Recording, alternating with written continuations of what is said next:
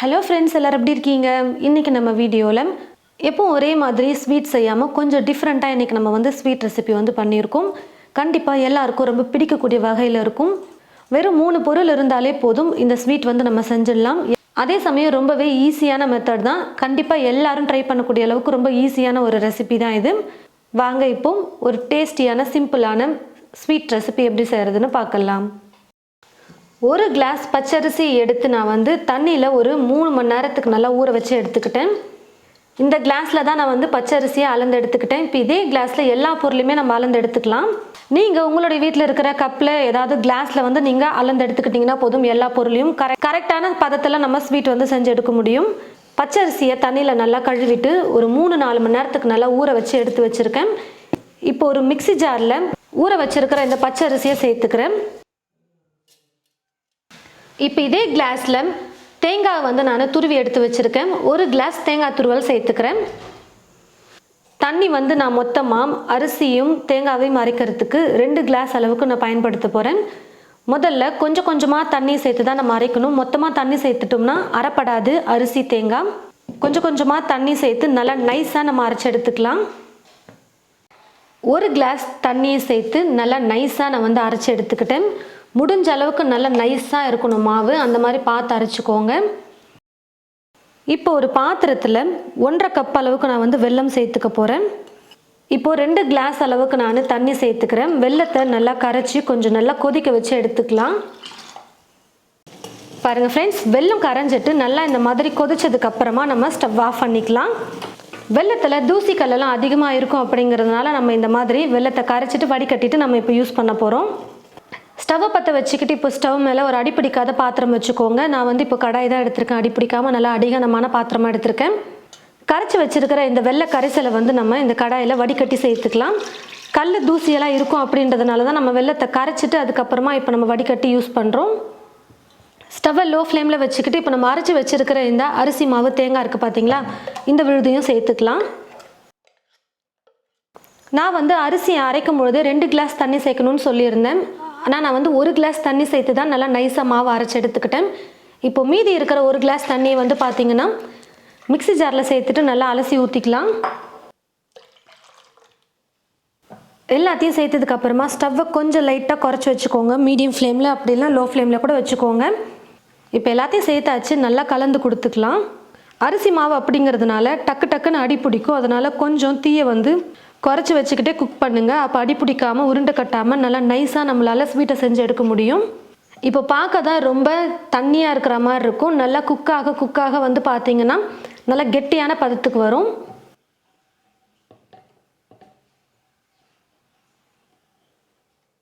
பாருங்கள் ஃப்ரெண்ட்ஸ், நான் ஸ்டவ்வை லோ ஃப்ளேமில் வச்சுக்கிட்டே கொஞ்சம் நேரம் நல்லா கலந்து கொடுக்க இந்த அளவுக்கு நல்லா கெட்டியாக வந்துருச்சு பாருங்கள்.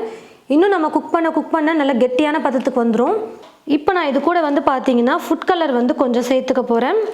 எல்லோ கலர் ஃபுட் கலர் தான் நான் சேர்த்துக்க போகிறேன். இது வந்து ஆப்ஷனல் தான். உங்களுக்கு கலர் எதுவும் வேணாம் அப்படின்னு நினச்சிங்கன்னா நீங்கள் எதுவுமே சேர்க்க வேணாம்.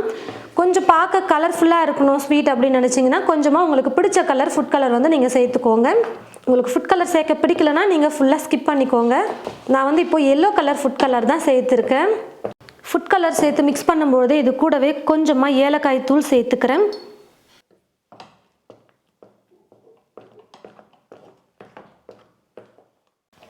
எல்லாத்தையும் சேர்த்து நல்லா கலந்து கொடுத்துட்டேன் பாருங்கள். இப்போ வந்து கொஞ்சம் கொஞ்சமாக நெய் சேர்த்து நம்ம கலந்து கொடுத்துக்கலாம். அப்போ தான் ஹல்வா வந்து நல்லா டேஸ்டியாகவும் இருக்கும், நல்லா ஷைனிங்காகவும் இருக்கும் ஹல்வா பார்க்குறதுக்கு.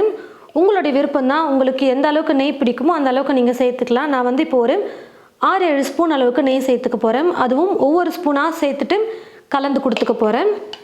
இப்போ 2 ஸ்பூன் சேர்த்துட்டேன். அதுக்கப்புறமா நல்லா கலந்து கொடுத்ததுக்கப்புறமா கொஞ்சம் நேரம் கழித்து திரும்ப 1 ஸ்பூன் அளவுக்கு நெய் சேர்த்து கலந்து கொடுத்துக்க போகிறேன்.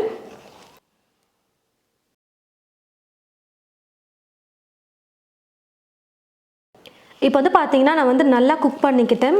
மொத்தமாக 5 ஸ்பூன் அளவுக்கு நெய் சேர்த்து நான் கலந்து கொடுத்துருக்கேன். பார்க்கும்பொழுது ஃபஸ்ட்டு எந்த அளவுக்கு அதிகமாக இருந்தது பாருங்கள். நம்ம குக் பண்ண நல்லா கெட்டியான பதத்துக்கு வந்து அளவும் வந்து பார்த்திங்கன்னா கம்மியாக வந்துருச்சு. நல்லா கையில் எடுத்து நம்ம உருட்டும் பொழுது வந்து பார்த்திங்கன்னா நல்லா கெட்டியாக உருண்டு வரணும். இப்படி நல்லா உருண்டையாக வந்தால் தான் நமக்கு வந்து பீஸ் போடுறதுக்கு கரெக்டாக இருக்கும். நீங்கள் ரொம்ப இலக்கமாக எடுத்துட்டிங்கன்னா பீஸ் போட முடியாது. ஸ்பூனில் அல்வாவை அள்ளி தான் சாப்பிட முடியும். உங்களுக்கு பீஸ் போடணும் அப்படின்னா நல்லா கெட்டியாக நம்ம இந்த மாதிரி குக் பண்ணி எடுத்துக்கணும். பாருங்கள் எந்த அளவுக்கு நல்லா கெட்டியாக வந்திருக்கு. இப்போ கடைசியாக இது கூட இன்னும் 1 ஸ்பூன் அளவுக்கு நெய் சேர்த்துட்டு நான் வந்து கலந்து கொடுத்துக்க போகிறேன். மொத்தமாக நான் வந்து 6 ஸ்பூன் அளவுக்கு நெய் சேர்த்துருக்கேன். இந்த 1 ஸ்பூன் நெய்யை சேர்த்துட்டு லைட்டாக கலந்து கொடுத்துக்கிட்டு நம்ம வந்து ட்ரேயில் வந்து சேர்த்துடலாம். சேர்த்துருந்த நெய் ஃபுல்லாக நல்லா அப்சர்வ் ஆகிடுச்சு. இப்போ நான் ஸ்டவ் ஆஃப் பண்ணிக்கிறேன். ஒரு ட்ரேயில் வந்து நெய் ஃபுல்லாக நான் வந்து தடவி வச்சுருக்கேன். இப்போ இந்த நெய் தடவின ட்ரேயில் வந்து நம்ம அல்வாவை சேர்த்துடலாம். ட்ரே ஃபுல்லாக நல்லா நம்ம ஈவனாக ஸ்ப்ரெட் பண்ணி விட்டுக்கலாம். பாருங்கள் எந்த அளவுக்கு நல்லா கெட்டியாக இருக்குதுன்னு சொல்லிட்டு, அப்போ தான் நமக்கு பீஸ் போட முடியும். அதனால் நல்லா இந்த மாதிரி கெட்டியாக வந்து நீங்கள் குக் பண்ணி எடுத்துக்கோங்க. ஒரு ஸ்பூன் எடுத்துக்கிட்டு அந்த ஸ்பூன் பின்னாடி நெய்யை வந்து நல்லா அப்ளை பண்ணிவிட்டு இப்படி நம்ம ப்ரெஸ் பண்ணும்போது நல்லா ஈவனாக ப்ரெஸ் பண்ண முடியும். ஸ்பூன்லேயும் ஒட்டாமல் வரும். நல்லா இந்த மாதிரி ஈவனாக ஸ்ப்ரெட் பண்ணி விட்டதுக்கப்புறமா நல்லா அப்படியே விட்டுடலாம். சூடு நல்லா ஆறட்டும். குறைஞ்சது 1 மணி நேரம் இல்லை 2 மணி நேரம் விட்டிங்கன்னா தான் சூடு நல்லா ஆறி வரும். பீஸ் போடுறதுக்கு கரெக்டாக இருக்கும் நமக்கு. பாருங்கள் ஃப்ரெண்ட்ஸ், நல்லா சூடு ஆறி வந்துருச்சு அல்வா வந்து. இப்போ நமக்கு தேவையான மாதிரி பீஸ் வந்து போட்டுக்கலாம். கத்தியில் மட்டும் லைட்டாக நெய் தடவிக்கிட்டிங்கன்னா நல்லா ஒட்டாமல் கட் பண்ண முடியும்.